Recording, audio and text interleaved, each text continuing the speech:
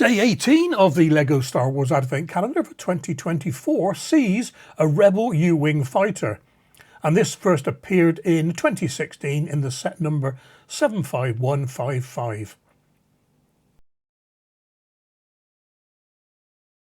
The UT-60D U-Wing Starfighter support craft was a transport gunship model manufactured by Incom Corporation, and it was used by the Alliance to restore the Republic during the Galactic Civil War.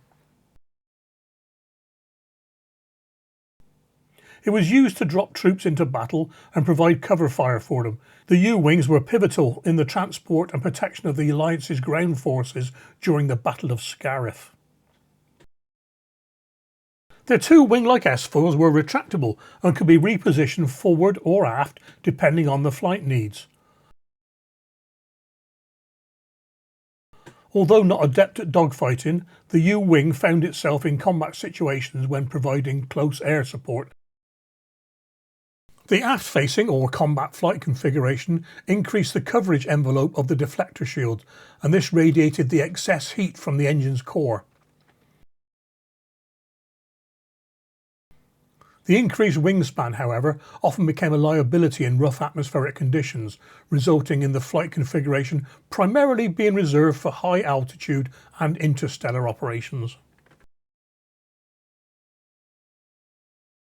The U-Wings were armed with a pair of fixed-position Taman Back KX-7 laser cannons, which were powerful enough to penetrate the shielding and hull armour of a light cruiser. Since these weapons required the use of the ship's orientation for targeting, one or both of the loading doors were transformed into gun ports with the mounting of improvised weapons. Therefore, any infantry-based heavy weapon could be mounted to become part of the craft's armament. The Rebel Alliance opted to not equip permanent side-firing modifications so as not to lose the ship's versatility. One example of these heavier weapons was the Roba M45 repeating iron blaster. Atmospheric speeds of 950 km/h were made possible by the four 4J.7 Fusial thrust engines attached next to the fuselage. Hyperspace was achieved by four Incom GBK585 hyperdrive motivators, with one mounted in each engine housing. Travel through hyperspace was limited due to fuel requirements, as the crew life support system would greatly increase the fuel demands beyond efficiency. The two-seater cockpit was located in the centre of the fuselage with viewports above and below. U-Wings were unusual in the fact that they were equipped with tandem controls. This allowed the craft to be operated by a single pilot or a flight team of two.